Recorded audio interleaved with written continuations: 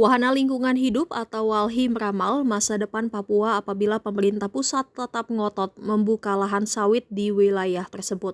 WALHI menilai ke depannya tidak menutup kemungkinan bencana banjir besar Sumatera akan terjadi di Papua apabila deforestasi dilakukan pemerintah di bumi cendrawasih tersebut. Hal itu diungkapkan Kepala Divisi Kampanye Eksekutif Nasional WALHI, Uli Arta Siagian, usai mendengar wacana Presiden RI Prabowo Subianto yang mau memperluas perkebunan sawit di Indonesia hingga Papua.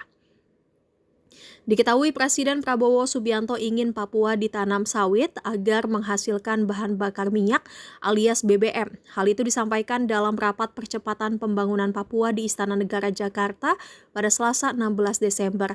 Selain itu, Prabowo ingin Papua juga ditanami tebu hingga singkong agar bisa memproduksi bioetanol. Dalam pernyataannya, Prabowo menargetkan semua daerah bisa swasembada pangan dan swasembada energi dalam 5 tahun ke depan. WALHI menolak keras ide Prabowo tersebut lantaran bisa mengundang bencana ekologis di Papua. Uli mengatakan keinginan untuk membuka sawit dan kebun tebu skala besar di Papua hanya akan memperparah krisis ekologis. Terlebih, selama ini rakyat Papua juga telah mengalami perampasan wilayah adat akibat izin-izin yang diterbitkan pengurus negara. Bahkan pembukaan lahan 2 juta hektar untuk pangan dan energi yang sekarang berjalan dampaknya telah dirasakan oleh rakyat di Merauke. Mereka merasakan perampasan wilayah adat, hilangnya sumber pangan lokal, banjir, kekerasan, bahkan kriminalisasi. Bahkan kini setiap tahun banjir selalu terjadi di Merauke, Papua. Maka kata Uli, bisa bayangkan ke depannya banjir akan semakin sering terjadi dan meluas di Papua.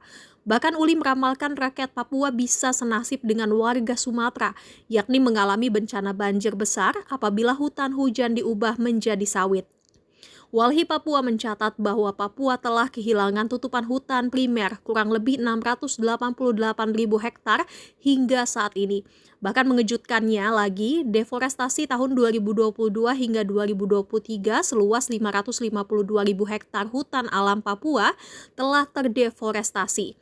Tanpa membuka lahan sawit saja, saat ini Papua menyumbang 70% dari total deforestasi nasional.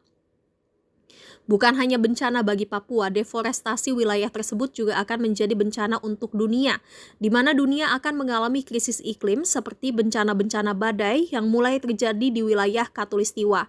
Maka jangan heran Indonesia ke depannya akan terus dibayang-bayangi bencana badai dan banjir apabila hutan di Papua ikut dirusak. Menurut Uli, rencana membuka hutan untuk menanam tanaman yang menghasilkan bioenergi bukanlah solusi baru, tetapi bagian dari pendekatan pembangunan berbasis ekspansi lahan yang telah dikritik selama ini. Pembukaan hutan untuk sawit, tambang, dan proyek ekstraktif lainnya merupakan salah satu penyebab struktural terjadinya krisis lingkungan, termasuk mengurangi kemampuan landscape untuk menyerap curah hujan ekstrim, memperparah banjir, dan merusak sumber penghidupan masyarakat adat serta masyarakat lokal. Oleh karena itu, WALHI mengingatkan bahwa kedaulatan energetika harus menjadi prioritas negara, tidak cukup hanya swasembada pangan dan energi. Uli menjelaskan energi seringkali hanya dipandang sebagai upaya penyediaan daya dari pemanfaatan sumber-sumber fisik atau kimia untuk menghasilkan listrik dan atau untuk menggerakkan mesin. Pandangan ini menjauhkan keseluruhan urusan energetika bagi regenerasi sosial ekologis dan berakhir hanya pada urusan kecukupan sumber tenaga untuk kesinambungan industrialisasi. Jangan lupa subscribe ya!